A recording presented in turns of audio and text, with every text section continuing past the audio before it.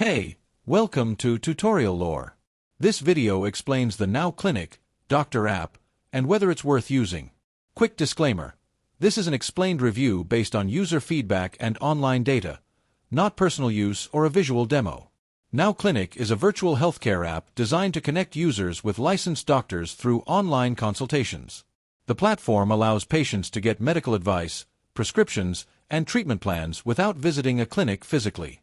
It's available on both iOS and Android and supports video calls, secure messaging, and quick access to healthcare professionals for common medical concerns. The app's main feature is its instant access to doctors. Users can request a visit, wait for a provider to join, and consult through a live video session. NowClinic also keeps a record of previous visits, prescriptions, and medical notes to help users manage follow-ups easily. If you found this video helpful so far, drop a like. Let's talk about how it performs in actual use. Many users appreciate the convenience of receiving medical care from home, reduced waiting times, and the helpful nature of the doctors on the platform.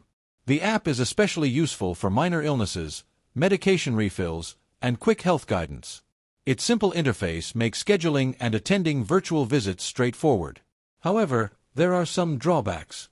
The cost per consultation may be high depending on your insurance plan, and some medical issues still require in-person examination. Users in regions with weaker internet connectivity may experience video quality issues. Additionally, NowClinic availability varies by location, meaning some users might see limited provider options. In summary, the NowClinic app may be worth using if you want fast, convenient virtual access to doctors for non-emergency medical needs.